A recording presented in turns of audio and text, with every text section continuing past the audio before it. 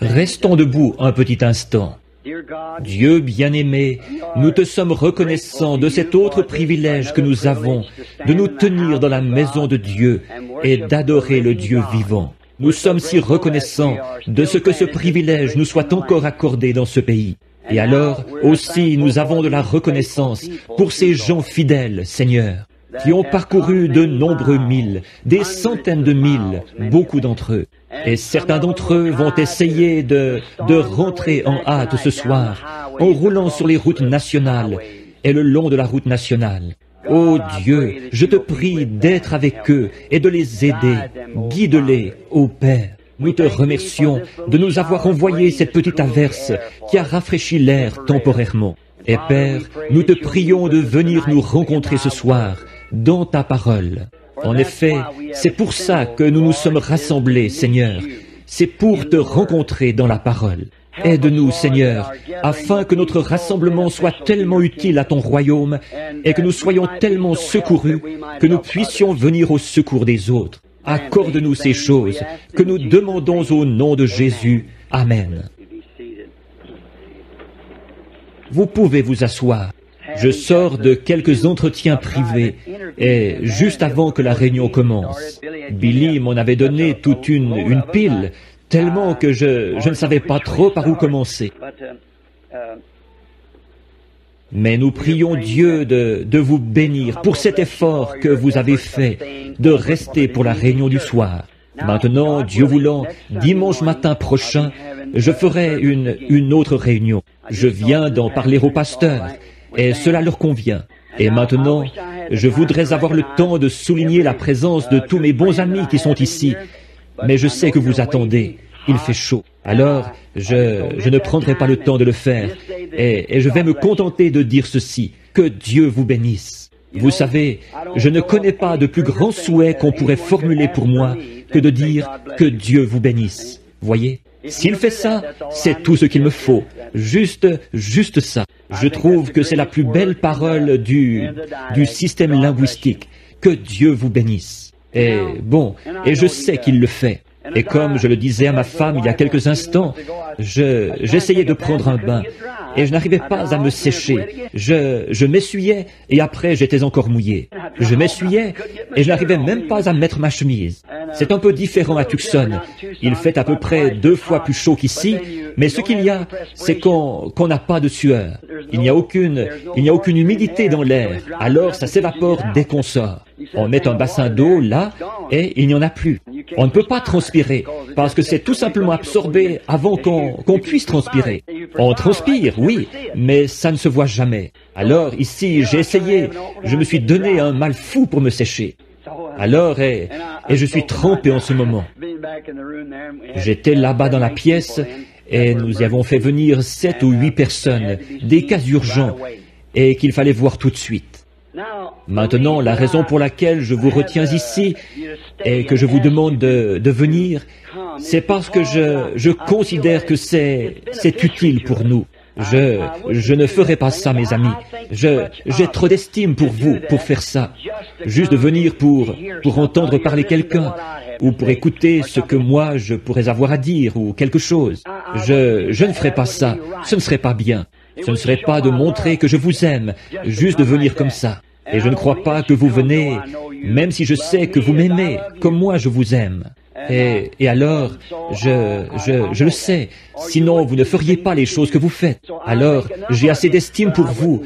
Je ne vous garderai pas assis où il fait chaud et tout, comme ceci, si je ne pensais pas que ce serait quelque chose qui puisse vous aider. Aussi, avant de venir, je fais toujours de mon mieux, devant Dieu, pour choisir un petit quelque chose, un passage de l'Écriture, quelque chose, et je demande sa conduite, la dernière chose avant de sortir. Viens au secours, Seigneur Dieu, d'une manière ou d'une autre. Donne tout ce que tu peux à ces chers gens. Et je m'y attends, et je le crois vraiment, que je vais vivre pour toujours avec vous. Je crois que maintenant, c'est le moment le plus court que nous avons, celui où nous sommes ensemble comme ceci. Nous serons ensemble dans l'éternité. Voyez, je le crois. Je crois cela. Et je veux vous aider. Et si je dis quelque chose de mal, le Père Céleste sait que ce n'est pas volontairement que je le fais. c'est que je le fais sans m'en rendre compte. Je le ferai par ignorance. Par conséquent, sachant que vous êtes sous ma responsabilité et à ma charge pour la cause de l'Évangile, je veux toujours vous garder ancré dans les pages de cette Bible. Bien des fois, des gens sont venus me voir et m'ont dit, « Frère Branham, si vous voulez seulement venir ici et dire « Ainsi dit le Seigneur » à mon petit enfant qui est malade, il guérira. Allez là-bas et seulement dire « Il guérira ». C'est tout ce que je veux que vous fassiez. Or ça, c'est noble, c'est beau, combien j'apprécie. Mais vous savez, je ne peux pas faire ça tant qu'il ne me l'a pas dit d'abord. Voyez, je peux prier pour l'enfant, faire tout ce que je peux. Mais voyez-vous, qu'est-ce qui se passerait si j'y allais dans un élan d'enthousiasme et que je disais ça? Voyez-vous, si je disais « Ainsi dit le Seigneur », en réalité ce serait seulement « Ainsi dit mon enthousiasme ». Voyez? Et à ce moment-là, ça pourrait arriver et ça pourrait ne pas arriver. Mais ensuite, qu'est-ce qui se passerait si cette même personne était sous l'effet de mon enthousiasme et que la chose n'arrive pas? Alors, il se pourrait que cette personne se retrouve dans une circonstance où c'est parfois une question de vie ou de mort. Alors, où serait leur confiance? Ils auraient peur que j'ai encore un élan d'enthousiasme, voyez? Donc, quand je le dis, je veux être tout à fait convaincu que c'est exact, parler en connaissance de cause. Et puis, quand il me parle, je peux seulement dire ce qu'il m'a montré. Que ce soit bon ou mauvais, je dois le dire. Et parfois, ce n'est pas agréable de dire ces choses aux gens. Mais pourtant, il est autant de mon devoir de dire aux gens les choses mauvaises qui vont leur arriver qu'il est de mon devoir de leur dire les bonnes choses qui vont leur arriver. Après tout, nous voulons la volonté du Seigneur. Parfois, la volonté du Seigneur va à l'encontre de nos désirs. Mais quand même, si nous voulons la volonté du Seigneur, c'est tout aussi précieux de savoir que le malheur nous arrivera si c'est la volonté du Seigneur. Que ce soit le bien ou le malheur, c'est la volonté du Seigneur que nous voulons voir s'accomplir. Et je sais que c'est comme ça que nous voyons la chose. Bon, je sais que les frères ici, d'habitude, ils prêchent un message de 30 minutes, 20 à 30 minutes le dimanche soir. Et je ne sais pas si je peux arriver à faire ça ou pas. Alors je vais simplement faire de mon mieux. Maintenant, je pense qu'il y aura un service de baptême tout de suite après. On m'a dit qu'ils ont baptisé un grand nombre de personnes ce matin. Il se fait des baptêmes continuellement ici, tout le temps. Des prédicateurs, des méthodistes, des baptistes, des presbytériens, des gens de l'Église de Dieu, des luthériens et quoi encore, qui viennent se faire baptiser au nom du Seigneur Jésus-Christ. Et devant Dieu, quand je devrais comparaître au tribunal du jugement, j'aurai à répondre de cela. Et si j'étais aussi convaincu dans ma pensée du bien fondé de tout dans ma vie, autant que je le suis de cela, je serais prêt pour l'enlèvement à l'instant. Car je sais que c'est la vérité de l'Évangile. Voyez, c'est la vérité.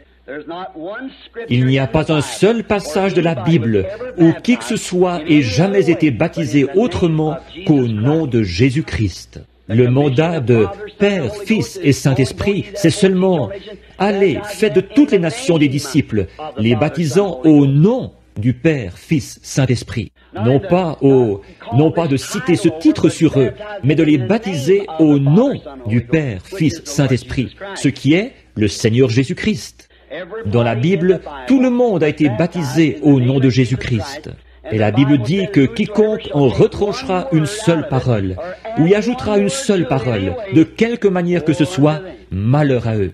Alors, j'ai déjà bien assez à craindre, sans ajouter quelque chose ou retrancher quelque chose de l'Écriture. Ça m'a attiré des ennuis bien des fois, mais je m'en tiens strictement à cela. Il est ma haute retraite. C'est ce qui m'a obligé à me séparer de beaucoup d'amis. Ils ont coupé les ponts avec moi à cause de cela. Mais pourvu que je conserve cet ami-ci, le Seigneur Jésus, et il est la parole.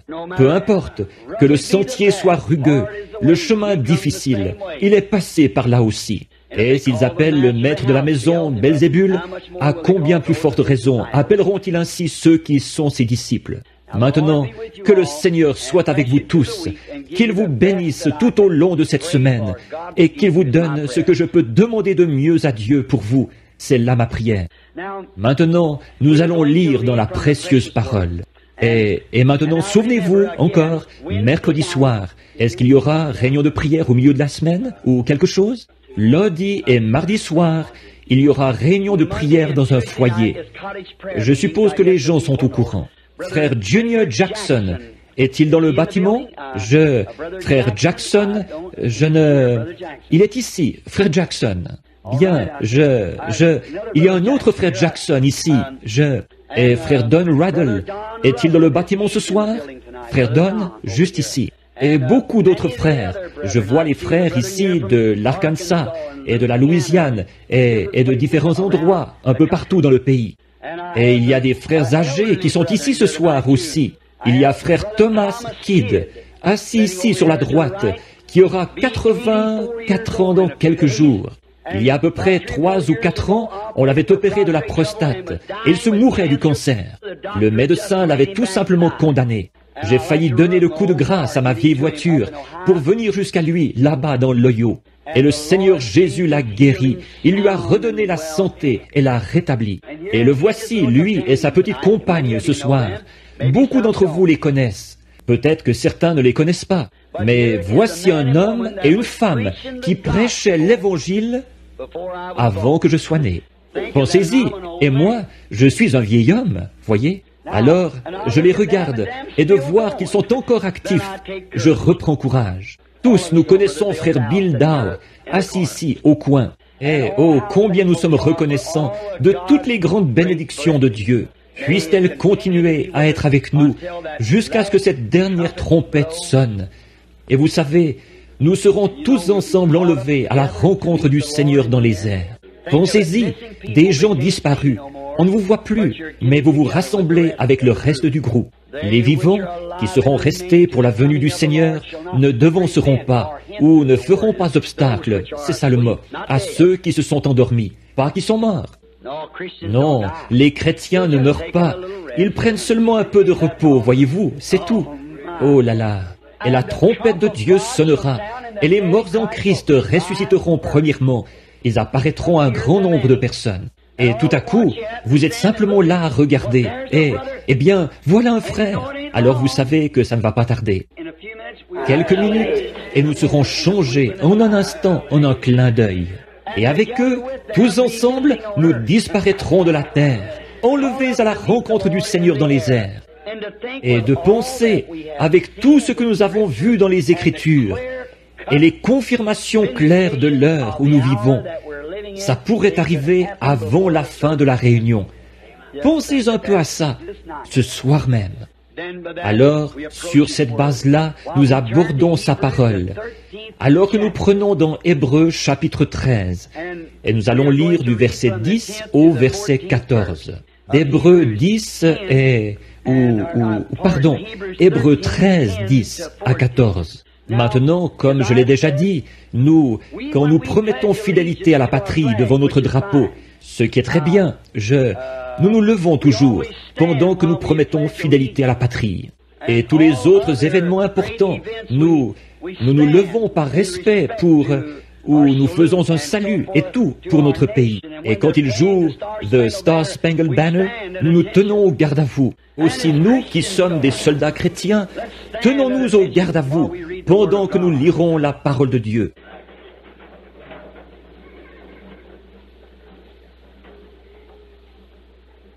Écoutez attentivement la lecture de la parole. La raison pour laquelle j'aime la lire, mes paroles pourraient faillir, mais pas les siennes. Alors, si je lis sa parole, seulement cela, vous serez bénis. Le verset 10 du chapitre 13 d'Hébreux. Nous avons un autel dont ceux qui font le service au tabernacle n'ont pas le pouvoir de manger. Les corps des animaux dont le sang est porté dans le sanctuaire par le souverain sacrificateur pour le péché sont brûlés hors du camp. C'est pour cela que Jésus aussi, afin de sanctifier le peuple par son propre sang, a souffert hors de la porte. Sortons donc pour aller à lui, hors du camp, en portant son opprobre. Car nous n'avons point ici-bas de cité permanente, mais nous cherchons celle qui est à venir. Seigneur Dieu, toi qui es le responsable de cette parole, et qui est responsable de t'en être occupé tout au long des âges, pour voir à ce qu'elle parvienne jusqu'à nous sans mélange. C'est la pure parole de Dieu, vierge. Nous la chérissons tellement dans nos cœurs en ce moment. Romps ce texte, Seigneur, pour nous en donner le contexte ce soir, afin que nous, les enfants de l'homme, nous puissions comprendre ce que Dieu veut de nous, car nous le demandons au nom de Jésus. Amen. Mon sujet de ce soir, c'est sortir du camp. C'est quelque chose comme petit sujet, un peu bizarre. Mais vous savez, d'habitude, on trouve Dieu dans des choses bizarres. Le monde s'encroute tellement dans ses habitudes que tout ce qui sort de la tendance habituelle devient quelque chose de bizarre. Comme j'ai prêché ici il y a quelques jours, ici au tabernacle, sur le drôle d'oiseau. Le fermier est un drôle d'oiseau pour l'homme d'affaires est un drôle d'oiseau pour le fermier. Le chrétien est un drôle d'oiseau pour l'incroyant, et ainsi de suite. Il faut bien être le fou de quelqu'un. Alors, tout ce qui sort de l'ordinaire, vous devenez un peu comme un fou par rapport à la tendance habituelle. Et c'est pourquoi le peuple de Dieu et ses prophètes et ses messagers au long de l'âge, qui ont porté son message qui venait de la parole, ils ont passé pour fous aux yeux de ceux de l'extérieur. Noé était un fou aux yeux de ce monde très intellectuel auquel il prêchait. Noé, certainement qu'il était un fou aux yeux de Pharaon. Il avait son pied sur le trône et ensuite il y a renoncé pour une bande de tripoteurs de boue. Voilà ce qu'il pensait. Et Jésus était un fou aux yeux des gens. Et tous les autres qui ont œuvré et vécu pour Dieu, ils ont passé pour fous. Ils ont été obligés de sortir du camp où ils étaient. De plus en plus, j'ai des raisons de croire que les gens ne parviennent pas jusqu'à Christ. Bon, je suis ici pour essayer d'aider par tous les moyens possibles et pour être aussi clair que possible dans ce que je vais vous énoncer. Et je vous demande de bien vouloir être patients avec moi. Comme je regarde et que je prêche d'un bout à l'autre du pays et que j'observe les gens, je suis tout à fait convaincu que les gens ne parviennent pas jusqu'à Christ. Et je crois que c'est l'ennemi qui met des bâtons dans les roues. En effet, la raison pour laquelle je crois ceci, ce n'est pas lui l'objet vers lequel ils ont été dirigés. Ils ont été dirigés soit vers un dogme, une doctrine, un parti, une expérience, une sensation, ou quelque chose comme ça, au lieu d'être dirigés vers Christ, la parole. C'est pour ça, je pense, que les gens font reposer leur destination éternelle sur un dogme quelconque ou sur une sensation quelconque. Par exemple, certains disent « J'ai dansé dans l'esprit, j'ai parlé en langue, j'ai senti du feu partout sur moi. » Savez-vous que toutes ces choses-là peuvent être imitées par le diable? Il n'y a qu'une seule chose qu'il ne peut pas imiter, c'est la parole. Pendant le débat entre lui et Jésus, Jésus l'a vaincu à tous les coups. Il est écrit, la parole. Et je crois aujourd'hui que la raison pour laquelle les gens ne viennent pas à Christ, c'est parce qu'ils sont dirigés, beaucoup d'entre eux, vers une dénomination. Venez adhérer à notre Église, ou lisez notre catéchisme, ou croyez notre doctrine, ou un genre de système quelconque. On leur indique la mauvaise direction. Et leurs actions et la vie qu'ils mènent sans Christ prouvent par leur propre vie. C'est confirmé par cela même. Par exemple, je ne veux pas blesser qui que ce soit, mais en parcourant le pays dans tous les sens, j'ai condamné les cheveux courts chez les femmes. C'est la Bible. J'ai condamné le port des shorts chez les femmes, l'utilisation des produits de maquillage. Et à chaque année, c'est pire.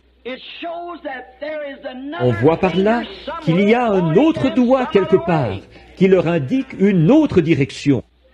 Elles ne parviennent pas jusqu'à Christ. Elles disent, nous faisons partie d'une église. Notre église ne... Ce que votre église croit, ça n'y change rien. Dieu a dit, c'est mal. Et si elles parvenaient vraiment jusqu'à Christ, elles arrêteraient de faire ça. Et ce n'est pas tout, mais l'homme prendrait position s'il parvenait jusqu'à Christ, et il s'opposerait à ces choses. Les maris ne permettraient pas à leurs femmes d'agir comme ça. Un vrai homme ne veut pas que sa femme agisse comme ça. Un jeune homme de la ville, ici, l'autre jour, a failli tuer 2 garçons. Ils étaient à un certain poste d'essence. Les gens de Jeffersonville, vous avez vu ça dans le journal. Voilà cette jeune fille qui se présente à un poste d'essence, avec presque rien sur le dos du tout. Et les 2 jeunes hommes qui étaient assis là ont passé un commentaire. Et le pompiste a failli tuer les 2 garçons. Il a été arrêté à cause de ça et poursuivi en justice. Le juge lui a demandé, « Pourquoi avez-vous s'est-elle habillée comme ça ?» Il a dit, « Moi, je la trouve mignonne. » Or, il y a quelque chose qui ne va pas chez cet homme-là. Peu m'importe qu'il soit même s'il est un pécheur, il y a quelque chose qui ne va pas chez lui. Son amour envers cette femme-là ne peut pas être authentique, et qu'il la laisse s'exhiber en appât pour les chiens comme ça. Il y a quelque chose qui ne va pas. Est-ce que les hommes n'ont encore jamais compris qu'ils pouvaient juger entre ce qui est bien et ce qui est mal? Avez-vous vu les nouveaux maillots de bain qu'ils ont sortis? Êtes-vous au courant de la prédiction que j'ai faite, que les femmes finiraient par en venir aux feuilles de figuier, il y a 33 ans de ça? Et maintenant, on les habille avec des feuilles de figuier, des jupes transparentes. La parole du Seigneur ne faillit jamais, voyez? Et la chose devait se produire juste avant le temps de la fin, en venir de nouveau à une feuille de figuier. Je le lisais dans le magazine Life. Cela a été prononcé il y a 33 ans, avant que les femmes sombrent dans la déchéance. Il a été dit comment elles agiraient en ce jour-ci, et les voilà. Qu'elles porteraient des vêtements d'hommes, et quelle l'immoralité de la femme, que ça dégénérerait dans cette nation. La plus dégradée de toutes les nations du monde, c'est l'Amérique, ici. C'est la plus souillée de toutes. Ça, c'est selon les statistiques. Le pourcentage des mariages et divorces dans cette nation est plus élevé que partout ailleurs dans le monde. Et les autres nations prennent exemple sur nous. Avant, nous prenions exemple sur la France, la souillure et la saleté de cette nation-là. Maintenant, ils s'inspirent de nous en matière d'habillement. Nous avons dépassé leurs limites à eux. Je sais qu'il y a une raison pour laquelle les gens ne parviennent pas jusqu'à Christ. S'ils le faisaient, ils n'agiraient pas comme ça. Jésus a souffert hors des portes afin de sanctifier son peuple par son propre sang. Sanctification, ça vient d'un mot grec composé qui veut dire nettoyer et mis à part pour le service. Et quand Dieu nettoie son peuple par le sang de Jésus, il les nettoie de la souillure du monde et les met à part pour le service. C'est pour cela que Jésus aussi, afin de sanctifier le peuple par son propre sang, a souffert hors de la porte. Même les gens du plein évangile, ils sont retombés dans les ornières mêmes d'où ils étaient sortis. L'Église pentecôtiste, comment était-elle il y a 40 ou 50 ans? Ils maudissaient, condamnaient et tournaient en dérision les églises dont ils étaient sortis. Ces dénominations-là, qu'est-ce qu'ils ont fait? Exactement comme un chien à ce qu'il a vomi et une truie à son bourbier. Ils sont retournés directement à l'endroit d'où ils avaient été tirés. Et maintenant, leurs églises sont tout aussi souillées que les autres. C'était quelque chose, comme je le disais ce matin, comme les gens sont comme Pierre qui disait dans Matthieu 17, 4 à 8, où il disait, « Il est bon que nous soyons ici, dressons 3 tentes. » Mais l'Esprit leur a dit de ne pas le faire. Il a dit, « Celui-ci est mon Fils bien-aimé, écoutez-le. » Et il est la parole. C'est lui que nous devons considérer, la parole, et non notre enthousiasme ou quelque chose d'autre. Il est ma parole, écoutez-le. Et qu'est-ce qu'ils ont vu après que cette voix leur a eu parlé? Même Moïse et Élie n'étaient pas là. Il n'y avait pas de credo non plus. Il ne restait plus que Jésus seul. Et il est la parole. C'est tout ce qu'ils ont vu. Donc, sortir hors du camp. Nous voyons que sur l'emplacement de leur camp, à l'occasion de cet événement glorieux, là-haut sur la montagne de la Transfiguration, que Pierre a appelé plus tard la Sainte Montagne, c'est là qu'il est venu les rencontrer. Or, je ne crois pas que l'apôtre voulait dire que la montagne était sainte. Il voulait dire qu'il y avait un Dieu saint sur la montagne. Ce n'est pas la Sainte Église. Ce ne sont pas les gens saints. C'est le Saint-Esprit dans les gens. Le Saint-Esprit est saint. Il est votre directeur et votre conducteur. Et nous voyons sur l'emplacement de ce petit camp, là-haut sur la montagne de la Transfiguration, quand ils ont reçu le mandat d'écouter, le seul mandat qu'ils ont reçu, c'était d'écouter la parole. Tout ce qu'ils ont vu, ce n'est pas un credo. Ils n'ont absolument rien vu d'autre que Jésus. Et il est la parole, faite chair. Comme c'est beau, le même camp, par rapport à celui qu'il y avait dans le Jardin d'Éden. Quand Dieu a fortifié son Église dans le Jardin d'Éden, son peuple, il y avait un seul mur derrière lequel ils devaient se retrancher. C'était la parole. Ils avaient un seul bouclier, une seule armure, une seule chose, parce que Dieu savait ce qui allait vaincre le diable, et c'est la parole. Jésus a fait la même chose. C'est la parole, il est écrit. Et Satan a essayé de l'enrober, non pas de la citer, de la lui enrober. Et Jésus a dit, il est aussi écrit. Or, nous devons nous en tenir à cette parole. Et dans ce petit camp qu'ils avaient là, Pierre, Jacques et Jean, et Jésus, Moïse et Élie. Et dans leur camp, ils ont vu l'armée céleste, l'ombre ou la colonne de lumière suspendue dans cette nuée qui a transfiguré le Seigneur Jésus. Et au moment où ils étaient prêts à former une dénomination, une pour la loi et une pour les prophètes, et ainsi de suite, la voix dit, « Celui-ci est mon fils bien-aimé, écoutez-le. » Donc, le mandat qu'ils ont reçu, c'était exactement le même qu'en Éden. Tenez-vous-en à la parole. C'est ça, le camp de Dieu pour son peuple. Il semble qu'aujourd'hui, c'est un jour où les gens sortent des limites du camp. Dans tout, ils sortent des limites. Vous savez, il y a quelque temps, on m'a dit que maintenant ils ont un avion en réaction qui peut... C'est ce qui fait ce vacarme qu'on entend dans les environs, ce qui fait trembler les fenêtres. C'est quand l'avion a pris tellement de vitesse qu'il franchit son propre son, ce qu'on appelle le mur du son. Et quand il franchit le mur de son propre son, il n'y a presque aucune limite à ce qu'il peut faire. Je pense que nous tirons une leçon de là. Quand nous franchissons le mur de notre propre son pour entrer dans la parole de Dieu, alors il n'y a aucune limite à ce que Dieu peut faire avec un homme qui est prêt à sortir du camp de l'homme, j'entends.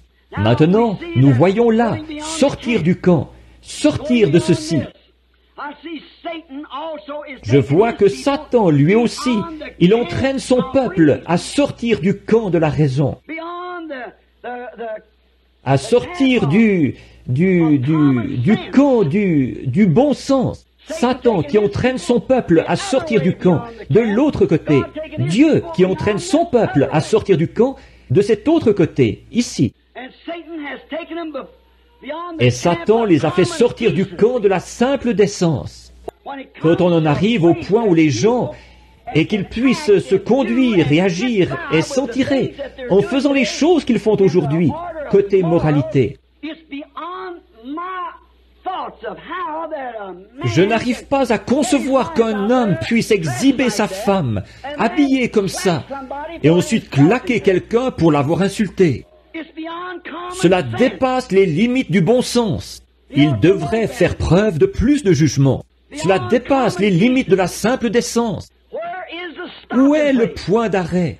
Vous qui avez mon âge, homme ou femme, je pourrais vous demander ceci. Qu'est-ce qui serait arrivé si ma mère ou votre mère, il y a une 50aine d'années, était sortie dans la rue en portant un de ces shorts ou un bikini ou le nom que vous donnez à ça? La police les aurait ramassés immédiatement et les aurait fait enfermer à l'hôpital psychiatrique. Une dame qui serait sortie de chez elle en sous-vêtements, elle devrait être à l'hôpital psychiatrique parce qu'il y a quelque chose qui ne va pas mentalement. Et si c'était de la déficience mentale de faire une chose pareille à l'époque, c'est certainement le signe que la folie s'est installée quelque part. C'est encore de la déficience mentale. C'est de franchir les limites de la raison, de la souillure. Et quand un homme peut fumer la cigarette, alors que les médecins lui prouvent que des milliers de gens meurent chaque année à cause de ça, et qu'il va quand même continuer à tirer des bouffées de cigarettes, on dirait bien qu'il y a quelque chose qui ne tourne pas rond mentalement chez cet homme-là. Et quand un homme est frappé d'une commotion mentale et qu'il n'arrive pas à reprendre ses sens, ses activités, il va passer tous les cabinets de médecins du pays pour trouver ce qui ne va pas chez lui. Mais par contre, il restera au bar ou dans sa voiture et il boira jusqu'à ce qu'il soit complètement fou. Il dépensera son argent pour s'enfoncer là-dedans. Et s'il se retrouvait dans cet état-là, sans l'intoxication de l'alcool, alors il dépenserait tous les sous qu'il peut trouver dans le cabinet du médecin à essayer de trouver ce qui ne va pas chez lui. Ça ne tient pas debout.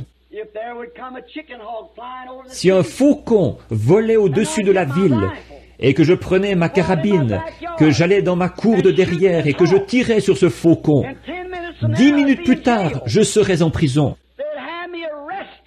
On me ferait arrêter pour conduite déréglée, d'avoir manié une arme à feu en ville, d'avoir mis en danger la vie des gens avec une carabine, en tirant en l'air sur ce faucon. Je pourrais tuer quelqu'un, c'est ce qu'il dirait. Il faut le faire enfermer. Et ensuite, ils vont vendre assez d'alcool à un homme pour qu'il s'enivre, et ils vont l'installer dans une voiture où il pourrait tuer une famille tout entière. Et quand il se fait prendre, il écope d'une amende de $5. Un meurtre avec préméditation. Qu'est-ce qu'il a, ce monde? Il y a quelque chose qui cloche quelque part. Alors, sortir du camp, des limites de la décence, des limites de la raison. Si vous remarquez, nos politiciens d'aujourd'hui ne disent pas un mot sur le sujet de la lecture de la Bible à l'école. Ils ont peur. Ils ne savent pas dans quelle direction le vent souffle. Ils ne savent pas s'ils y perdraient au vote ou pas. Nous avons besoin d'un autre Abraham Lincoln. Nous avons besoin d'un autre John Quincy Adams. Nous avons besoin de quelqu'un qui va prendre position sans se préoccuper de la direction du vent et exprimer franchement ses convictions. Aujourd'hui, un prédicateur dénominationnel, vous aurez beau lui montrer dans la parole la vérité, il ne sait pas quoi faire. Il a peur de perdre son gagne-pain. Nous avons besoin d'hommes et de femmes aujourd'hui qui soient forts dans l'Évangile. Quelqu'un qui va se tenir là et qui exprimera ses convictions, qui indiquera ce qui est bien et ce qui est mal, si c'est la parole de Dieu qui a raison ou si c'est la dénomination qui a raison. Jésus a dit que toute parole d'homme soit un mensonge et que la mienne soit la vérité. Les cieux et la terre passeront, mais mes paroles ne passeront jamais. Alors, vous voyez, ils sortent du camp de la parole de Dieu pour trouver leur réponse. Quand il les a persuadés de sortir du camp de la parole de Dieu, ce qu'il avait fait à Ève dans le jardin d'Éden, Satan a fait la même chose aujourd'hui. Bien, c'est ce que nous voyons. Les gens se laissent persuader de sortir hors du camp pour aller dans leur dogme et leur credo, dans leur camp de dogme et de credo. Eux aussi, ils ont un camp.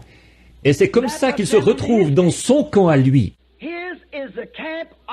Son camp, c'est celui de l'instruction, de la théologie, des œuvres, du doctorat, de l'éducation, de la personnalité, tout ce qui s'oppose au camp de la parole de Dieu.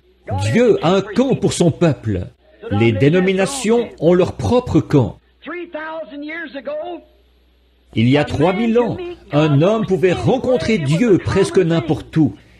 C'était chose courante pour un homme de rencontrer Dieu. Mais pourquoi ne le rencontre-t-il pas aujourd'hui? Il y a plus de gens, des milliers de milliers, et des millions de gens de plus qu'il y a 3000 ans.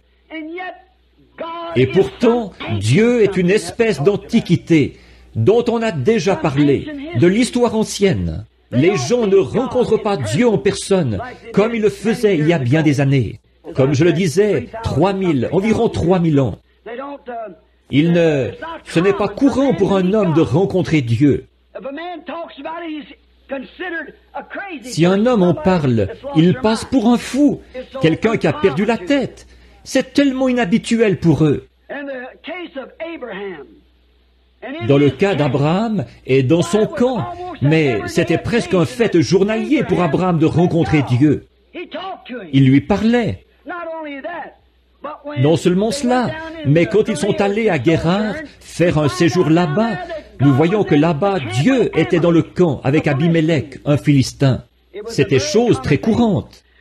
Ils vivaient dans le camp de sa présence. Aujourd'hui, ils vivent dans leur propre camp et ils n'ont aucun rapport avec le camp de Dieu. Ils ne veulent avoir aucun rapport avec lui parce que pour le monde, c'est du fanatisme. Pour eux, c'est du fanatisme. Mais souvenez-vous, quand Dieu a établi le premier camp pour les gens, il les a fortifiés par sa parole. C'est toujours ce qu'il fait. Mais aujourd'hui, dans leur camp, ce n'est pas ce qu'ils font. C'est pour cette raison qu'on n'entend pas beaucoup parler de Dieu. Or, je crois que le camp, Moïse par exemple, la façon dont il a rencontré Moïse dans le désert. Moïse avait un camp là-bas, où il faisait paître les brebis de son beau-père, Jéthro, derrière le désert. Et un jour, ce vieux berger de 80 ans, il a vu une lumière, une colonne de feu dans un buisson qui brûlait. Et il a rencontré Dieu, un homme qui fuyait Dieu. Le lendemain, parfois de rencontrer Dieu, ça vous fait faire des choses bizarres. Moïse, le lendemain, il était très bizarre. Il a fait asseoir sa femme à califourchon sur un mulet, avec un bébé sur la hanche, et avec sa longue barbe qui pendait, un bâton tordu à la main, il est parti en Égypte pour prendre le contrôle du pays. Ça, c'était vraiment ridicule à voir. Où vas-tu, Moïse? Je m'en vais en Égypte. Pourquoi? Pour prendre le contrôle. Il avait rencontré Dieu. Une invasion par un seul homme. Ça semblait vraiment très étrange, mais ce qu'il y a, c'est qu'il a réussi. Parce qu'il avait rencontré Dieu. C'est comme une seule personne qui irait prendre le contrôle de la Russie. C'est tout ce qu'il faut, une seule personne dans la volonté de Dieu. Moïse était dans la volonté de Dieu. Et c'était un bâton tordu qu'il avait à la main. Pas une épée, un bâton. Les choses inhabituelles que Dieu fait. Mais souvenez-vous, Moïse a dû sortir du camp où il avait vécu pour accomplir ceci. En effet, il avait été là-bas avec toute une armée et il n'avait pas réussi. Avec toutes les armées de l'Égypte, il n'avait pas réussi. Mais un jour, Dieu l'a invité à venir dans son camp. Il a dit, « Qui es-tu » Il a dit, « Je suis celui qui suis. » Non pas « J'étais » ou « Je serai ». Au temps présent, je suis. Je suis le Dieu d'Abraham, d'Isaac et de Jacob. J'ai entendu les cris du peuple et je me souviens de ma promesse. Et c'est le moment où elle doit s'accomplir. Je t'envoie, Moïse, avec ce bâton que tu as à la main. Qu'est-ce qu'il y a eu? Les gens ont pensé qu'il était fou.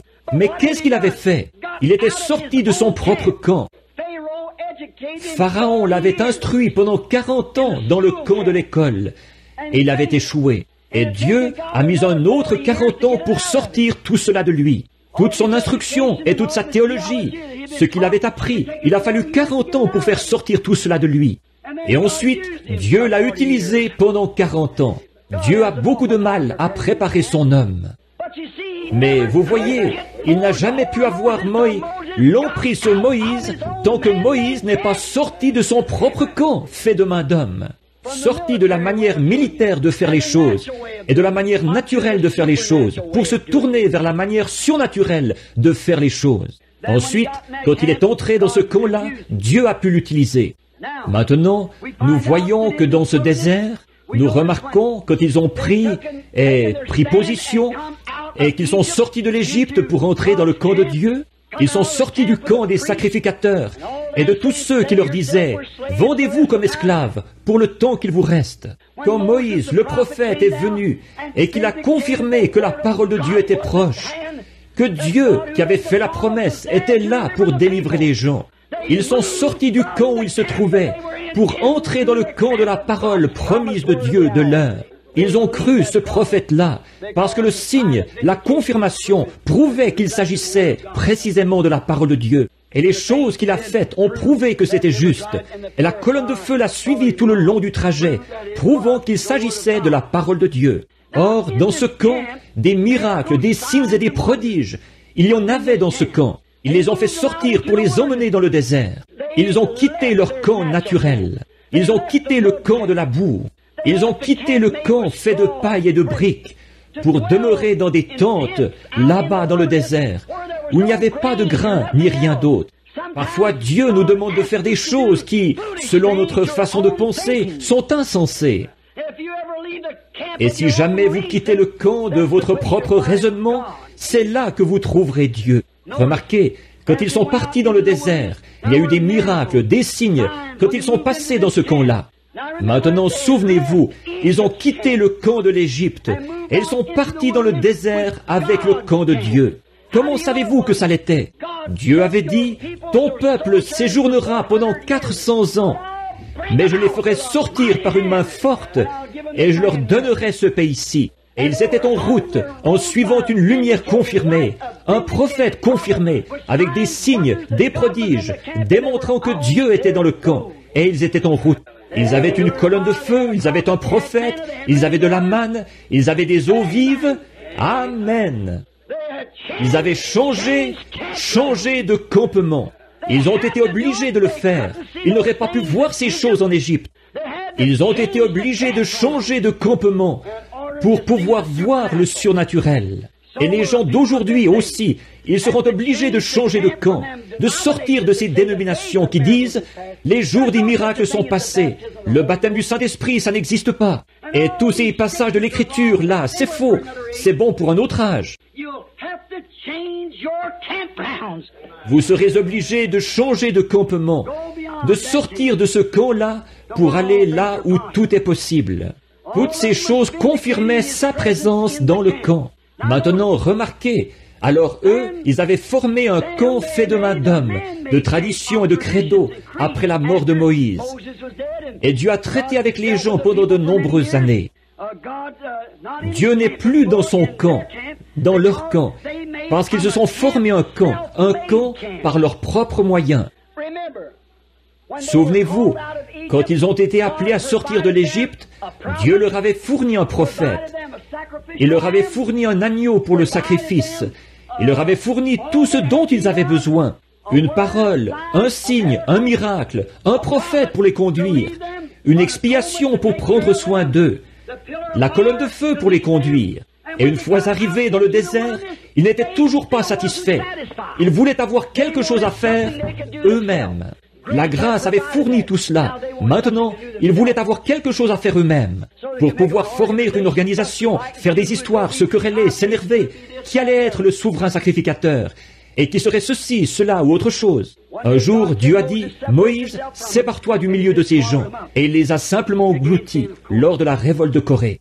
Maintenant, remarquez, tous ces signes et prodiges confirmaient sa présence. Ensuite, il s'est formé, l'homme s'est formé lui-même un camp de credo et de tradition, pas le camp de Dieu, de sa parole, un camp à eux. Il a été obligé de se retirer, car il est la parole. Il ne peut pas rester où les gens reçoivent un enseignement qui n'est pas dans cette parole. Dieu ne peut pas rester dans le camp. Il ne peut pas, il ne l'a jamais fait. Il doit rester précisément là où se trouve sa parole.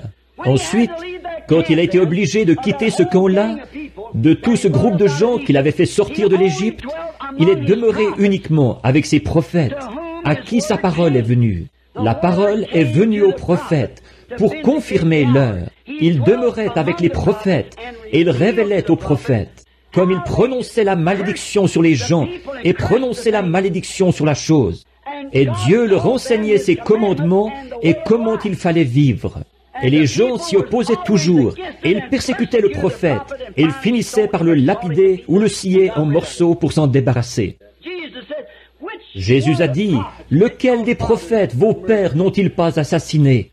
Lequel d'entre eux le juste qui leur avait été envoyé. Et il a dit, « Vous ferez les œuvres de votre Père. » Il ne parlait pas à des communistes, il parlait à des sacrificateurs, des gens des dénominations, des pharisiens et des sadducéens.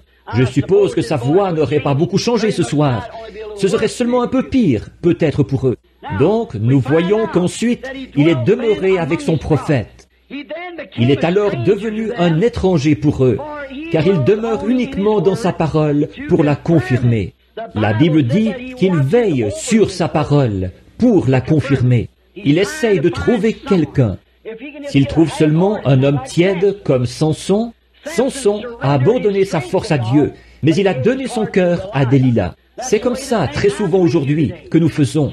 Seulement donner quelque chose à Dieu, mais pas tout. Mais Dieu, il veut tout notre être. C'est comme une police d'assurance. Quand vous souscrivez à une police d'assurance, autant avoir une garantie totale. Et c'est ce que cette assurance bénie fait pour nous. C'est une police avec une garantie totale. Elle couvre tout ce dont nous avons besoin ici dans cette vie. Et notre résurrection est la vie éternelle. Elle inclut tout. Remarquez, Dieu est resté hors de leur camp ensuite pendant 400 ans. Pourquoi? Il n'avait plus de prophète. Du prophète Malachie jusqu'au prophète Jean, 400 ans. Israël n'a pas fait tourner la roue d'un seul tour. Dieu était en dehors du camp. Il l'avait mis dehors par leur credo et leur égoïsme et leur différend avec la parole. 400 ans sans la parole. D'un prophète à l'autre, il a cheminé jusqu'au dernier prophète qui était Malachie. Et ensuite, il n'y a plus eu de prophète pendant 400 ans. Ensuite, Dieu a fait son apparition de nouveau. Un jour, il a marché parmi eux de nouveau, mais leur tradition avait pris sa place au milieu d'eux, au point qu'il était un étranger pour eux. Les traditions des pères, il y avait le lavage des pas et la façon de se peigner les cheveux et de porter tel bouton sur leur tunique et leurs, bien sûr, vêtements sacerdotaux. Et l'un est un pharisien convaincu et l'autre est un sadducéen. Et tout cela avait remplacé la parole parmi ces hommes-là, si bien que, quand Dieu les a visités, ils leur étaient étrangers. Permettez-moi de dire ceci avec amour et avec respect, mais pour bien me faire comprendre. C'est pareil aujourd'hui. Ça n'a pas changé du tout. Quand il vient au milieu des gens, par sa puissance et sa manifestation, pour prouver que sa parole est la même hier, aujourd'hui et pour toujours, puisqu'il est la parole. Les gens disent, un diseur de bonne aventure, un Belzébul, un Jésus seul, ou quelque chose comme ça. On vous assimile à quelque chose, mais il faut qu'il en soit ainsi. Voyez-vous, nous n'avons pas eu de prophète depuis maintenant presque 2000 ans. Ceux des nations n'en ont pas eu, vous savez. C'est une promesse pour la fin. Or ça, nous le savons par l'Écriture. Nous le savons aussi par l'histoire, que c'est ce qui nous est promis. Donc, au bout de 400 ans, un jour Dieu a marché au milieu d'eux. Selon l'Écriture, il devait être fait chair et habiter parmi eux. On appellera son nom Conseiller, Prince de la paix, Dieu puissant, Père éternel. Et quand il est venu au milieu des gens, ils ont dit, « Nous ne voulons pas que cet homme règne sur nous. » Quelle carte d'association porte-t-il? Quelle dénomination l'a envoyé? Il n'avait aucune collaboration. Toutes les églises où il allait, on le mettait à la porte. Il n'avait rien à voir avec lui, parce qu'il n'était pas l'un d'entre eux. Et ce qui est arrivé à cette époque arrive de même maintenant. La Bible dit que l'église de Laodicée le mettrait dehors, et il frappait, cherchant à entrer. Il y a quelque chose qui ne va pas quelque part. Maintenant, pourquoi? Ils avaient formé leur propre camp. S'ils avaient connu la parole, ils auraient su qui il était.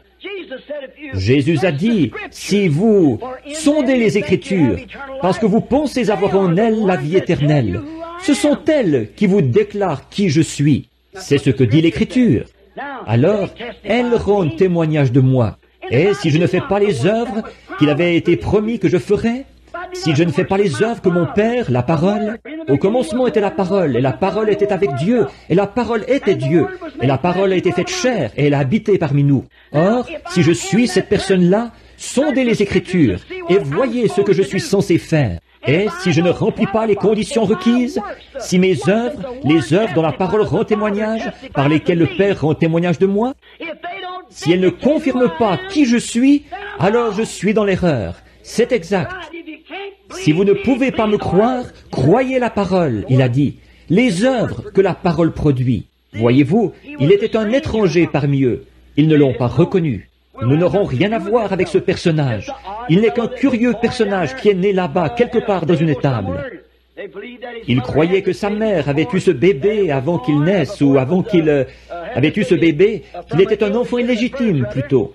Et puis, qu'avant que le bébé naisse, elle était allée se marier avec Joseph. Il avait fait ça rien que pour lui éviter d'être noirci, sa réputation. Et il est devenu une espèce de curieux personnage, parce qu'il était un enfant illégitime. Et c'est pour ça qu'il était comme ça. Et quand il est arrivé, qu'est-ce qu'il a fait? Il a démoli leur credo, renversé leur table, les a chassés du lieu à coups de fouet. Et il a dit, il est écrit. Amen. Avec ça, ils auraient dû savoir qui il était. Il est écrit. Eh bien, il ne voulait avoir aucun rapport avec un personnage comme celui-là. Mais tout au fond de leur cœur, ils savaient qui il était, car Nicodème l'a déclaré ouvertement. Rabbi, nous les pharisiens, nous savons que tu es un docteur venu de Dieu, car personne ne peut faire les choses que tu fais si Dieu n'est avec lui. Alors, pourquoi ne le confessait-il pas? C'est parce que leur camp avait établi sa frontière, ce qui lui fermait l'accès au camp, ce qui empêchait quiconque de sortir pour aller vers lui. Ils avaient leur propre camp. Il est venu de nuit, quand la porte, en fait, était fermée. Mais il a vu que c'était possible pour lui de le rencontrer quand même. Oui, c'est pareil maintenant. Il est devenu un inconnu, un étranger. Ils n'y comprennent rien. Pourquoi y aurait-il ceci et pourquoi y aurait-il cela? Alors que la parole elle-même rend témoignage que ceci, c'est exactement ce qui est censé être fait en ce jour. Nous en avons parlé, et maintes fois, mais c'est la vérité. Pour eux, dans leur camp, il était un fanatique, un violateur de leur tradition, un trouble-fête dans leurs églises. En fait, rien qu'un diseur de bonne aventure, un spirit, ce qu'on appelle Belzébul. Voilà ce qu'il était. Et je crois que s'il venait au milieu de nous aujourd'hui, il serait la même chose pour nous. En effet, nous avons une tradition, nous avons une dénomination, nous n'arrivons même pas à nous entendre entre nous. Pourquoi? Il n'y a qu'un lieu où les hommes arrivent à s'entendre, c'est sous le sang versé. Et le sang a été versé comme germe de vie pour féconder cette semence, la parole. Sans cela, nos barrières dénominationnelles vont toujours tenir les gens éloignés. Mais il serait un étranger aujourd'hui. On dirait la même chose de lui. On agirait envers lui. On l'expulserait du camp. Et saviez-vous, la même Bible qui dit qu'il serait abandonné des hommes, hommes de douleur, habitués à la souffrance, et qu'ils ont rejeté. Et nous l'avons considéré comme frappé et humilié par Dieu. L'Écriture même qui déclarait cela, qui s'était crié dans son chant, « Mon Dieu, pourquoi m'as-tu abandonné ?» Tous mes os, ils me regardent, ils ont percé mes mains et mes pieds. Pendant qu'ils chantaient cet hymne dans l'église, leur sacrifice, le Dieu qu'ils croyaient servir, ils étaient en train de le crucifier. Il en est de même aujourd'hui, le Dieu même. Regardez ce que le prophète a dit, Amos, quand il est arrivé à Samarie. Il a plissé ses petits yeux quand il est monté là et qu'il a vu cette ville remplie de péchés, des femmes couchées dans la rue avec des hommes, une Amérique contemporaine. Quand il l'a parcouru du regard, il a plissé les yeux. Il n'avait personne pour le parrainer. Il n'avait pas de carte d'association. C'est Dieu qui l'avait envoyé. Les gens allaient-ils écouter son message? Non, ils n'allaient pas l'écouter. Mais il a prophétisé et il a dit, « Le Dieu même que vous prétendez servir vous détruira. » Et je dis au nom de Jésus-Christ, le Dieu même que cette nation, qui prétend être une nation religieuse, le Dieu même qu'ils prétendent servir, les détruira dans leur iniquité. Il exterminera toutes les dénominations de la face de la terre, ceux qu'ils prétendent servir. Donc remarquez, il les a réprimandés et ils l'ont expulsé de leur camp. Jésus a souffert hors du camp. Ils l'ont expulsé du camp, à l'extérieur, bien au-delà des limites de leur camp. Nous voyons que la Bible dit qu'en ce dernier jour, dans cet âge de Laodicée, il ferait la même chose. On les expulserait du camp. Maintenant, observez ce qu'il dit de faire, maintenant pour conclure. Expulser du camp, là où on brûlait les sacrifices. C'était l'endroit tout indiqué pour lui. Il était le sacrifice. Maintenant, frères, sœurs, savez-vous que chacun de vous, vous devez vous sacrifier? Vous devez être le sacrifice de Dieu. Sacrifiez les choses du monde, sacrifiez vos propres plaisirs dans ce monde, sacrifiez les choses du monde. Savez-vous pour quelle raison les gens ne veulent pas le faire? Vous savez, un mouton n'a qu'une seule chose à offrir, c'est sa laine. Et bon, il ne lui est pas demandé de produire ou de fabriquer de la laine cette année. Il lui est demandé de porter de la laine. Il ne nous est pas demandé de fabriquer quelque chose. Il nous est demandé de porter le fruit de l'esprit. C'est-à-dire que ce qu'il y a à l'intérieur du mouton, ce qu'il est à l'intérieur, c'est ce qui produit la laine à l'extérieur. Et quand un homme a Christ à l'intérieur, c'est ce qui le rend semblable à Christ à l'extérieur. Ce n'est pas quelque chose d'artificiel, de fabriqué. Eh bien, nous voyons qu'à ce moment-là, quand Christ revient, comment est-ce qu'on le traite? Exactement comme au commencement. Il en a toujours été ainsi. Alors, il les a tellement réprimandés qu'ils les ont expulsés de son camp et ils l'ont traité comme un pécheur. Et effectivement, il est devenu péché pour nous. Maintenant, après des centaines d'années, oui, presque 2000 ans, il a visité leur camp de nouveau, conformément à sa parole promise, qui disait qu'il le ferait au dernier jour. Il a visité le camp de nouveau. Il a visité le camp pour manifester cette parole aujourd'hui, tout comme il a visité à cette époque-là et qu'il l'a fait à l'époque de Moïse. Ce n'était pas Moïse qui faisait ces choses. Moïse était un homme, c'était Christ.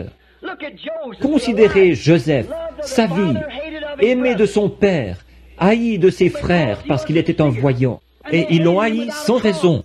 C'était leur seule raison de le haïr. Un type parfait d'aujourd'hui, tout à fait. L'Église, de nouveau, ils haïssent ce qui est spirituel. Et nous voyons qu'il a été vendu pour presque 30 pièces d'argent. On le pensait mort. Il a été sorti de là et mis en prison, comme Jésus l'a été sur la croix. Un homme a été perdu et un homme a été sauvé. Et il a été retiré de là pour aller à la droite de Pharaon. C'est exactement ce qui est arrivé à Jésus. Il y a eu David qui a passé dans les rues en pleurant, un roi rejeté. Et il s'est assis sur la montagne en pleurant sur Jérusalem. Ce n'était pas David. Le fils de David, quelques centaines d'années plus tard, s'est assis sur la même colline et il a pleuré parce qu'il était rejeté comme roi parmi son propre peuple. C'est Christ toujours. Et aujourd'hui, alors qu'il est prophétisé que Christ doit venir dans le camp, savez-vous ce qui s'est passé? Il arrivera exactement ce qui est arrivé à l'époque. Il faut que ce soit comme ça pour accomplir ce que la parole ici promet qu'il fera. Maintenant, souvenez-vous, Christ était là dans l'âge de Noé. C'était Christ, Jésus-Christ le même hier, aujourd'hui et pour toujours. La parole de l'heure, rejetée. Remarquez, et sa prophétie d'Apocalypse 3, trouvant, quand il est venu en ce dernier jour, comme il avait prophétisé qu'il allait venir en ce dernier jour. Et dans quel état qu'il trouvait l'église de Laodicée? Riche, n'a besoin de rien, et assise en reine, et ne connaît pas de chagrin. Et on l'a expulsé de l'église. On n'avait pas besoin de lui. Il est sorti hors du camp de nouveau. Mais ce qu'il y a, c'est qu'elle ne savait pas qu'elle était nue, aveugle et misérable. Elle ne le savait pas. De nouveau, s'il revenait de nouveau, exactement tel qu'à l'époque, il réprimanderait toutes les femmes qui portent des shorts. Il réprimanderait toutes les femmes aux cheveux coupés, tous les visages fardés, tous les hommes qui s'abaisseraient au point de permettre à leurs femmes de faire ces choses. Il le ferait encore. Il démolirait aussi toutes les dénominations qui existent et détruirait tous les credos qu'on aurait. Croyez-vous qu'il le ferait? Certainement qu'il le ferait. C'est exact. Qu'est-ce qu'il ferait de lui? Il l'expulserait du camp. C'est sûr qu'il ne collaborerait pas avec lui. Non, monsieur. Maintenant, nous le retrouvons en ce jour-ci, comme la Bible a dit qu'il le serait, expulsé du camp. En effet, il demeure toujours le même, la parole, le même hier, aujourd'hui et pour toujours. Ils ne veulent pas de lui.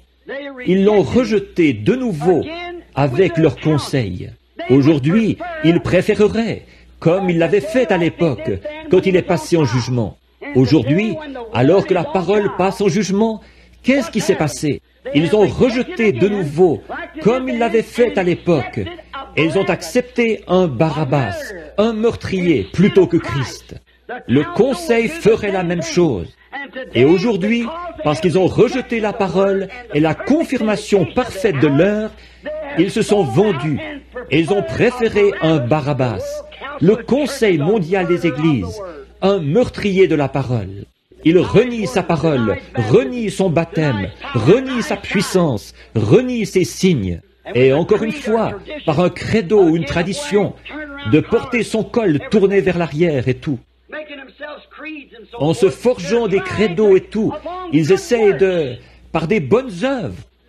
Ils n'avaient pas été destinés à la vie au départ. Ils n'avaient rien en eux pour croire. Celui qui me connaît mon Père. Et comme le Père m'a envoyé, moi aussi je vous envoie. Le Dieu qui a envoyé Jésus a accompagné Jésus. Il était en lui. Et le Jésus qui vous envoie vous accompagne. Il est en vous. Celui qui croit en moi fera aussi les œuvres que je fais. Allez par tout le monde et prêchez l'Évangile à toute la création. Qu'il soit noir, jaune, blanc, brun, quoi qu'il soit. Voici les signes qui accompagneront ceux qui auront cru. Jusqu'où? Par tout le monde et à toute la création. Un jeune prédicateur baptiste, il n'y a pas longtemps, à Tucson, il est venu me voir en disant, « Frère Branham, voici votre problème. Vous essayez de faire de cet âge un âge apostolique. » Il a dit, « Un âge apostolique pour aujourd'hui, ça n'existe pas. L'âge apostolique est terminé. » J'ai dit, « Il est terminé? Je ne le savais pas. » Il a continué, « Eh bien, il l'est. » J'ai dit, « Vous en êtes sûr ?» Il a dit, « Bien sûr que j'en suis sûr. » Il a dit, « Très bien, j'ai dit, qu'est-ce qui vous fait croire qu'il est terminé ?» Il a dit, « C'était pour les apôtres. » J'ai dit, « Le jour de la Pentecôte, Pierre a dit, croyez-vous sa parole ?» Oui, monsieur. Il a dit, « Repentez-vous, chacun de vous, et soyez baptisés au nom de Jésus-Christ. » Car cette promesse est pour vous, pour vos enfants, pour les enfants de vos enfants, et pour ceux qui sont au loin, en aussi grand nombre que le Seigneur notre Dieu les appellera. Cette même promesse, nous devons revenir à elle. Le docteur Simon-Pierre a rédigé une ordonnance. La Bible dit, n'y a-t-il point de baume en Galade? N'y a-t-il point de médecin? Eh bien, vous savez, si vous prenez l'ordonnance d'un médecin, quand il découvre une maladie dans votre corps et qu'il rédige cette ordonnance, vous faites mieux de la faire exécuter, de trouver un vrai pharmacien qui va l'exécuter telle qu'elle est rédigée. En effet, il doit mettre telle quantité de poison et telle quantité d'antidote, la quantité que votre système peut supporter. Vous voyez, elle a déjà été éprouvée, elle a fait ses preuves, et vous devez prendre cette ordonnance-là. Sinon, si vous laissez un charlatan modifier ça, quelqu'un qui ne sait pas comment doser ce médicament-là correctement, il va vous tuer. Et si c'est trop faible, ce qu'il met dedans, ça ne vous fera aucun bien. Voilà le problème chez beaucoup d'entre vous, les médecins. Vous modifiez l'ordonnance. Pierre a dit, je vais vous donner une ordonnance perpétuelle, pour vous, pour vos enfants, et pour ceux qui sont au loin, en aussi grand nombre que le Seigneur notre Dieu les appellera. Non pas, venez adhérer, mais repentez-vous, chacun de vous, et soyez baptisés au nom de Jésus-Christ, pour la rémission de vos péchés, et vous recevrez les résultats. Amen, le Saint-Esprit. Car la promesse, cette ordonnance, est pour vous et pour vos enfants. Maintenant, certains d'entre vous, les charlatans, cessez de rédiger ces ordonnances falsifiées. Voyez, vous tuez vos fidèles. Oui, c'est pour cette raison qu'ils n'arrivent pas à recevoir le vrai. Oui, vous savez, cette même ordonnance, la façon dont le médecin s'y prend pour trouver son médicament. Ils se servent toujours et les savants essayent de trouver quelque chose. Ensuite, ils vont l'administrer à un Kobe pour voir si ça va le tuer ou pas. Et puis, vous savez, le médicament, il y a un risque à courir. Vous pourriez retrouver la santé, mais ça pourrait aussi vous tuer. Voyez-vous, parce que tout le monde n'est pas comme un Kobe, peut-être. Mais cette ordonnance-ci, ce qu'il y a, c'est qu'elle convient à tous. Et puis, tout médecin vraiment compétent qui a beaucoup de foi dans son médicament, il ne demandera pas à quelqu'un d'autre. Certains d'entre eux sont tellement dégonflés, ils vont l'administrer à un prisonnier condamné à perpétuité et le relâcher s'il y survit, lui faire prendre l'ordonnance. Mais dans ce cas-ci, nous avons eu un vrai médecin. Il est venu et il a pris lui-même l'ordonnance. Voyez, je suis, non pas je serai, je suis la résurrection à la vie, dit Dieu. Celui qui croit en moi vivra, quand même il serait mort. Et quiconque vit et croit en moi ne mourra jamais. Marthe a dit, il a dit, crois-tu cela? Elle a dit, oui Seigneur, je crois que tu es le Christ qui devait venir dans le monde. Les autres auront beau te traiter de tous les noms, moi je l'ai vu. Au calvaire, il a pris lui-même l'injection.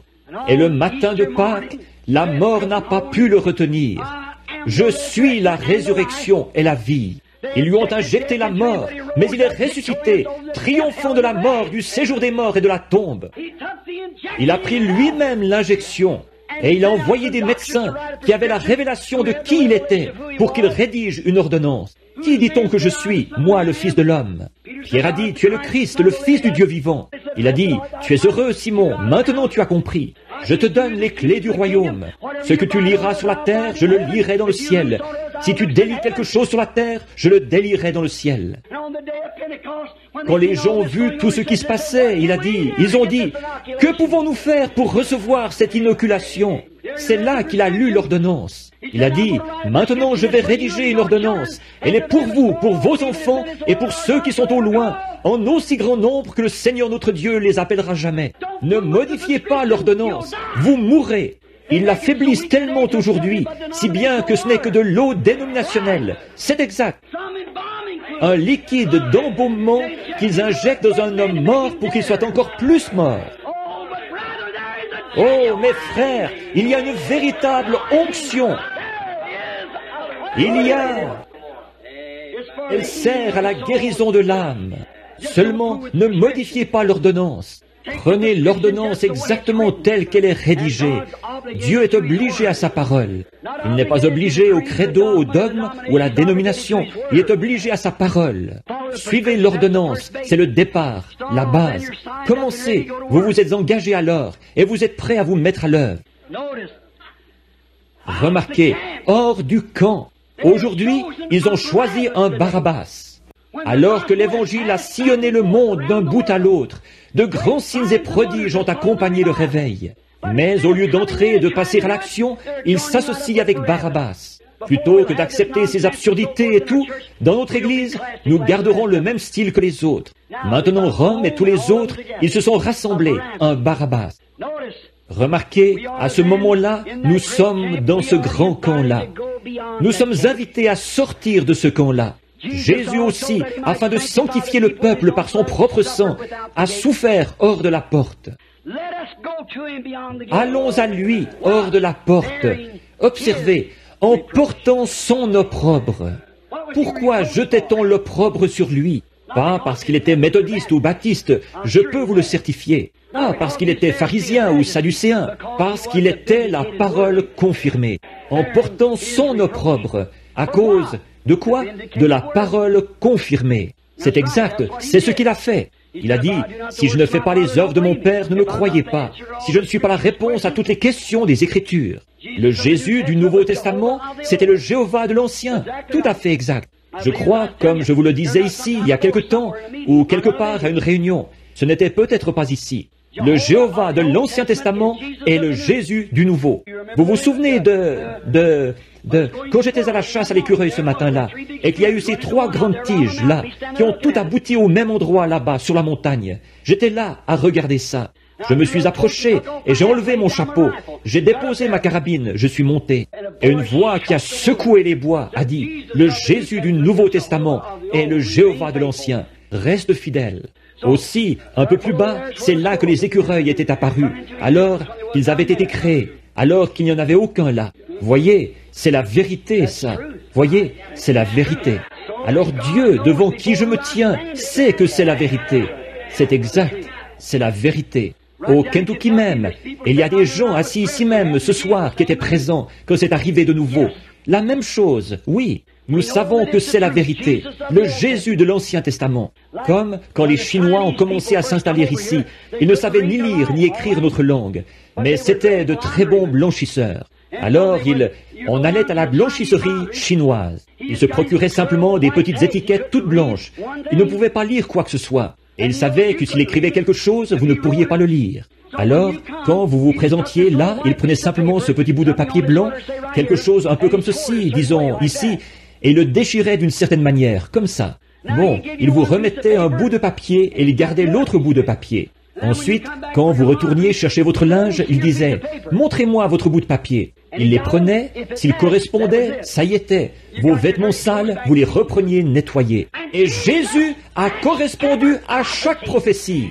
Chaque facette du Jéhovah de l'Ancien Testament, c'est le Jésus du Nouveau. Il a correspondu en tout point.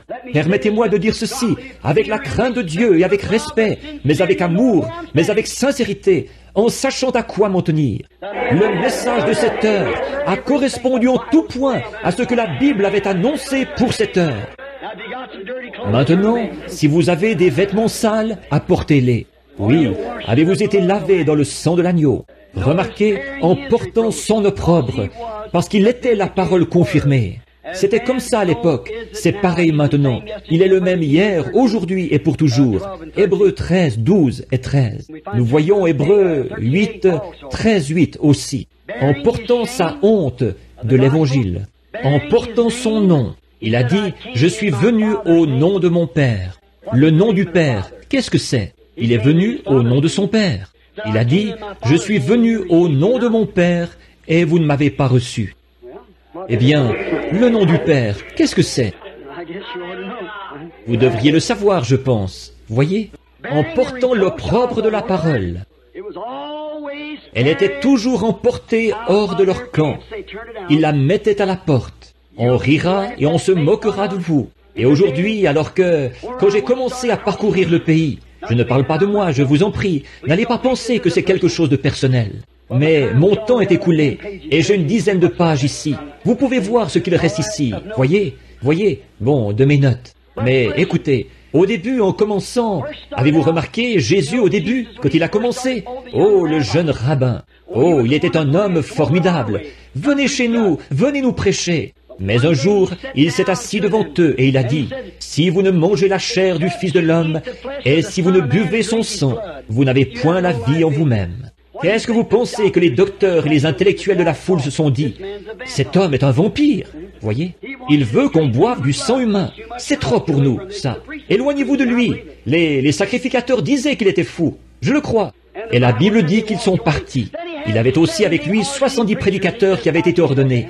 Il a dit, je ne peux pas les garder avec moi. Alors, il a tourné les yeux vers eux, il a dit, que direz-vous quand vous verrez le Fils de l'homme monter au ciel, d'où il est venu? Or, il n'a jamais expliqué ces choses-là. Il les a simplement laissées telles quelles. Voyez? Ils ont dit, Fils de l'homme? Quoi? Nous mangeons avec cet homme. Nous pêchons avec lui. Nous nous étendons sur le rivage avec lui. Nous avons vu le berceau dans lequel il a été bercé. Nous connaissons sa mère. Nous connaissons son frère. Qui peut recevoir une chose comme celle-là? Et la Bible dit, il n'allait plus avec lui. Ensuite, il s'est tourné vers Pierre et les autres. Il a dit, j'en ai choisi 12. Vous 12. Des milliers qu'il avait, il en est maintenant à 12. Il a dit, j'en ai choisi 12. Et l'un de vous est le diable. Je le savais dès le commencement.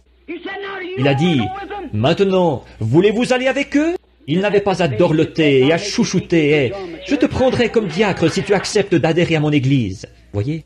Ce n'était pas son intérêt personnel qu'il cherchait. Il ne l'a même jamais expliqué. Les disciples non plus, ils ne pouvaient pas l'expliquer. Mais, si vous vous souvenez, il venait de leur dire « Je vous connaissais avant la fondation du monde. Je vous ai destiné à recevoir la joie avec moi. » Voyez? Voilà ce que c'était avant la fondation du monde, prédestiné. Ces apôtres se sont tenus là, tout à fait inflexibles. Ils ne pouvaient pas expliquer comment ils allaient faire pour manger sa chair et boire son sang. Ils ne pouvaient pas comprendre comment il était descendu alors qu'il avait été là avec eux tout le temps. Il ne pouvait pas l'expliquer. Les gens ne pouvaient pas l'expliquer. Personne ne pouvait l'expliquer. Mais Pierre a prononcé ces paroles mémorables. Ce n'est pas étonnant qu'il lui ait donné les clés. Il a dit, « Seigneur, à qui irions-nous? Nous sommes convaincus. Nous savons que tu es, toi et toi seul, la confirmation de la parole promise pour aujourd'hui. Nous savons que toi seul, tu as la parole de la vie. Nous ne pouvons pas expliquer ces choses, mais nous les croyons quand même. » La petite Marthe a dit, « Mon frère est mort. Il est étendu dans la tombe. Il se décompose. Il sent. Seigneur, si tu avais été ici, mon frère ne serait pas mort. Mais même maintenant, tout ce que tu demanderas à Dieu, Dieu te l'accordera. » Oh là là. Il a dit, « Je suis la résurrection et la vie. Celui qui croit en moi vivra, quand même il serait mort. Quiconque vit et croit en moi ne mourra jamais. » Crois-tu cela? Elle a dit, « Oui, Seigneur. Je ne peux pas l'expliquer, mais je le crois. Je crois que tu es le Christ qui devait venir dans le monde. Je crois par l'écriture qui a été consignée que tu as rempli les conditions requises. » Il a dit, « Où l'avez-vous enseveli? » Oh là là, il va se passer quelque chose. C'est immanquable. Toutes les roues se rejoignent au bon moment. Voyez? Il s'est rendu jusqu'à la tombe. La Bible dit, son aspect n'avait rien pour nous plaire. Probablement un petit homme aux épaules tombantes.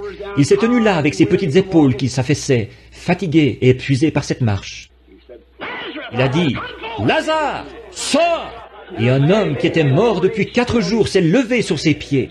Une femme de la science chrétienne, excusez-moi si je vous blesse, ce n'est pas volontaire. Une femme de la science chrétienne qui venait à cette église ici est venue me voir dehors un jour. Elle a dit, « Monsieur Branham, elle a dit, j'aime votre façon de prêcher, mais il y a une chose sur quoi vous mettez trop l'accent. » J'ai dit, « Quoi ?» Elle a dit, « Vous faites trop de cas de Jésus. » J'ai dit, « J'espère que c'est tout ce que lui, il a à me reprocher. » Voyez.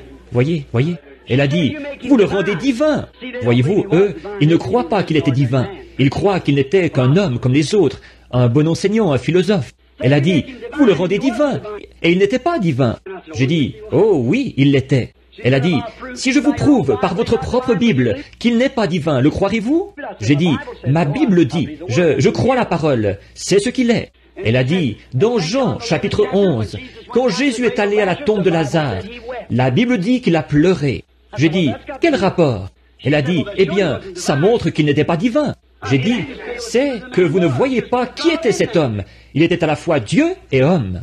En tant qu'homme, il a pleuré, quand il a pleuré à cause de leur chagrin. Mais quand il s'est redressé et qu'il a dit, Lazare, sors! Et qu'un homme qui était mort depuis 4 jours s'est levé sur ses pieds, c'était plus qu'un homme. Oui, monsieur, oh oui. Comme je l'exprime souvent, quand il est descendu de la montagne ce soir-là, il avait faim, il était un homme. Le lendemain matin, il avait faim, il était un homme. Mais quand il a pris 2 petits pains et 5 poissons, et qu'il a nourri 5000 personnes, qu'on a rempli 7 paniers, c'était plus qu'un homme. Oui, monsieur. Il était un homme sur la croix quand il s'est écrié « Mon Dieu, m'as-tu abandonné ?» Quand il s'est écrié « Donnez-moi à boire » et qu'ils lui ont donné du vinaigre avec du fiel, il était un homme, il pleurait. Mais le matin de Pâques, quand il a rompu tous les sceaux de la mort, du séjour des morts et de la tombe, et qu'il est ressuscité, il était plus qu'un homme. Il était un homme ce soir-là, quand il était couché à l'arrière du petit bateau, qu'il était là avec ses disciples, et que 10 000 démons de la mer avaient juré de le noyer. Oui. Là, dans une espèce de petit bateau, comme un bouchon de liège, là, comme ça, il était tellement fatigué que ça ne l'a même pas réveillé.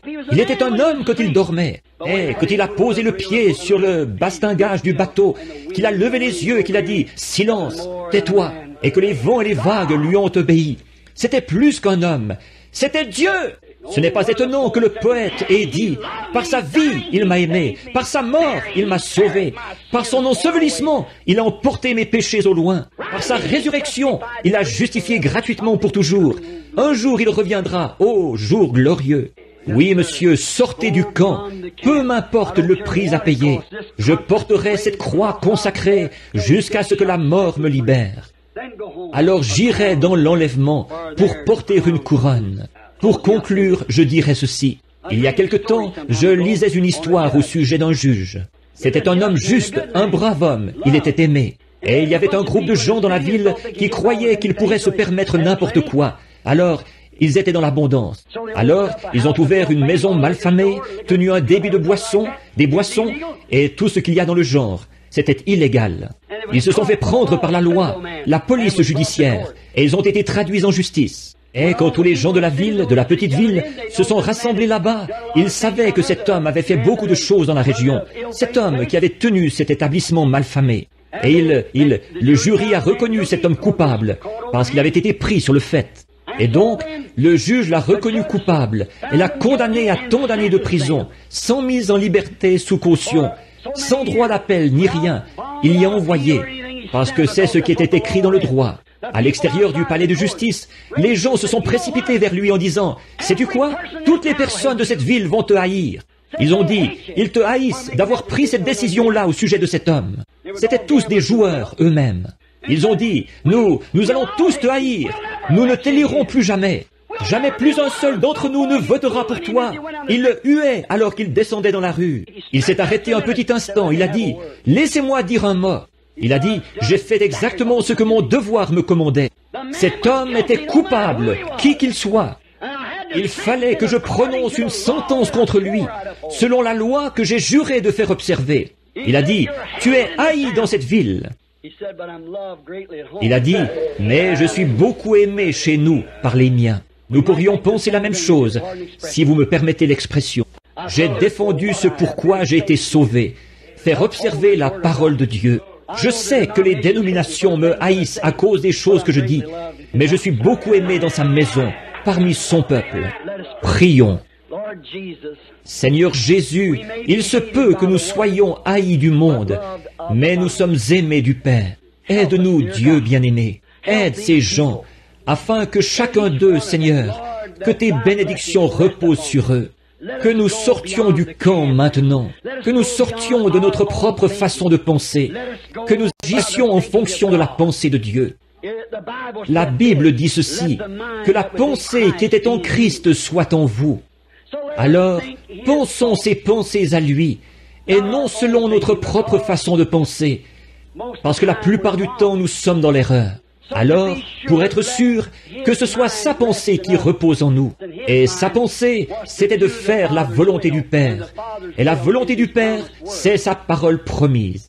Sortons du camp ce soir, Seigneur, et allons trouver Jésus. Nous ne le trouverons jamais en adhérant à l'Église.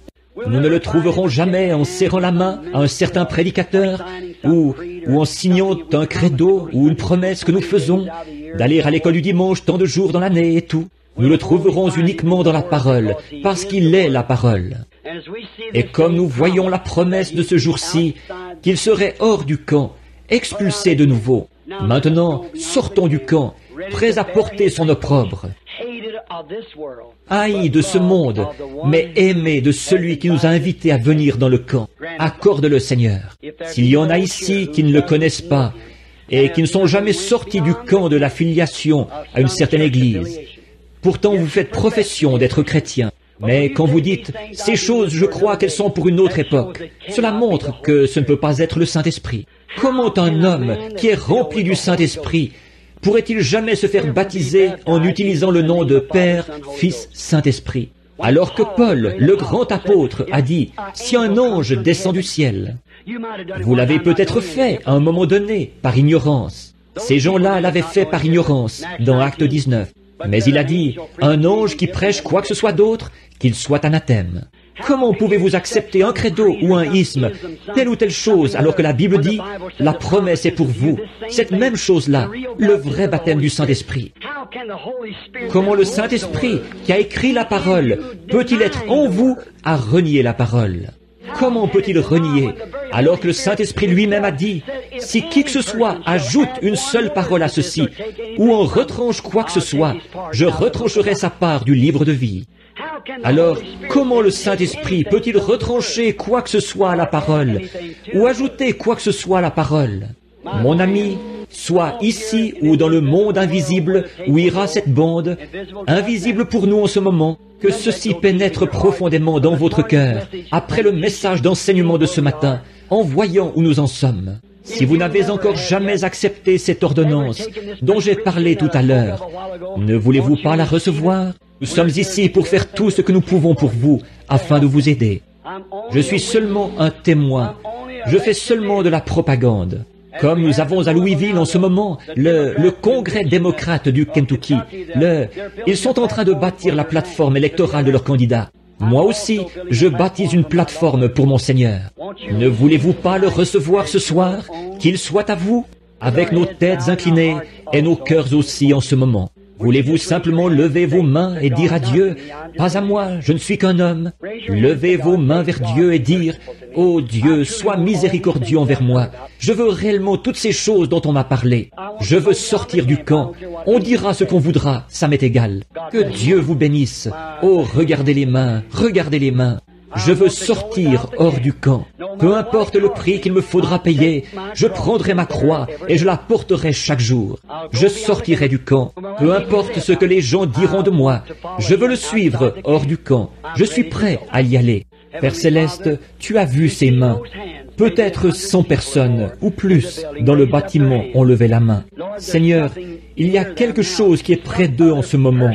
Une autre personne, la personne de Christ, celui qui est invisible à l'œil naturel. Et c'est lui qui les a poussés à prendre une décision. Dans leur propre vie, ils savent, quand ils se regardent dans la glace, ils voient qu'il leur manque quelque chose.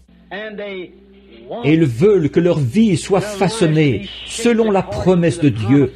Et ils ont levé la main avec une sincérité profonde. Aide-les, Seigneur, à venir à la grande porte ce soir de la bergerie. Puissent-ils entrer gentiment et humblement, accorde-le. Ils sont à toi, Seigneur, parle à leur cœur. Ils n'auraient pas pu prendre cette décision-là, ils n'auraient pas pu lever la main, sans qu'il y ait eu quelque chose de surnaturel. Cela montre qu'il y a une vie là, quelque part. En effet, selon la science, la pesanteur nous empêcherait de lever les mains. Mais il y a quelque chose qui les a frappés, leur faisant défier la loi de la pesanteur, et lever la main vers le Créateur qui les a amenés ici. Oui, je veux aller jusqu'au bout. Je veux sortir du camp ce soir.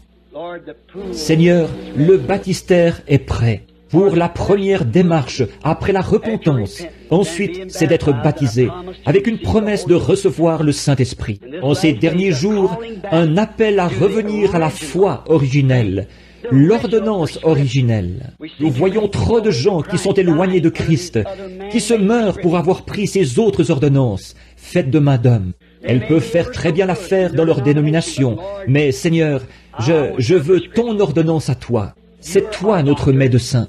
Il y a un médecin, il y a un baume en Galade. Il y a un médecin qui est ici ce soir pour guérir toutes les âmes qui sont malades à cause du péché, pour guérir tous les êtres physiques. Grand médecin de tous les âges, grand créateur des cieux et de la terre, viens maintenant, s'il te plaît, au milieu de nous et parle-nous, au nom de Jésus-Christ. Pendant que chacun prie dans son cœur, Seigneur Jésus, aide-moi en ce moment. Et si vous n'avez jamais été baptisé et que vous êtes convaincu, je n'ai pas prêché sur le baptême, mais que vous êtes convaincu que vous devriez vous faire baptiser du baptême chrétien, la seule manière dont tout chrétien, qu'est-ce qui se passerait si vous arriviez là-bas, baptisé d'une autre manière? Alors que ce même Jésus a dit, celui qui retranchera une seule parole, ou ajoutera une seule parole, la part de celui-là sera retranchée du livre de vie. Jésus l'a dit, et il a dit, toutes les Écritures sont inspirées et doivent s'accomplir. Maintenant, vous savez ce qu'il en est.